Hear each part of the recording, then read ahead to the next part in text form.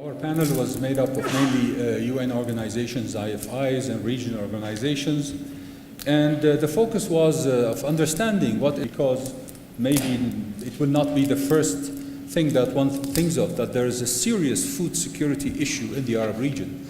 50 million Arabs live under the food poverty lines today out of 350 million. 40% of poverty in the Arab world is rural. 50% of the Arabs live in rural areas, but only 4% of Arab GDP come from agriculture. There is definitely a food security threat in the region. And of course, you may have read the Arab Millennium Development Goals Report 2013, which spoke clearly that the region suffers more than any other region in the world from stunting and from food insecurity.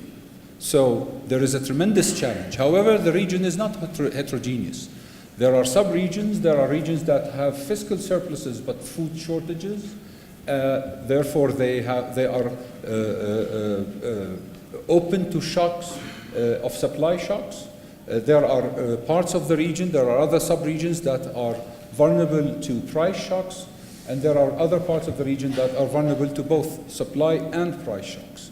However, the predominant characteristic of the Arab world today is conflict, and conflict is touching one way or another all of the Arab countries, directly or indirectly. So there are, the discussion in the panel with also the participants, there are roots of the Arab Spring in the food security issue, and one could correlate spikes in food prices before the Arab Spring to the Arab Spring itself, but also the Arab Spring is producing food insecurity. As we can see in Syria, for example, where before the crisis only 200,000 people were under the food poverty line. Today, in 3 years' time, there are 4 million people under the food poverty line. So the discussion went on later on the balance between humanitarian assistance and rapid assistance to people facing food security into the question of resilience and vulnerability and supporting early recovery.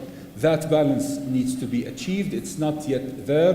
There was a discussion about changes in policy, and at projects there was a discussion about the need for coordination and enhanced coordination between UN agencies and IFIs working in the region. But at the end of the day, the discussion was about the social contract and whether the Arab region has achieved a paradigm shift in its social contract that allows it to improve and optimize its management of resources towards human development and dignity.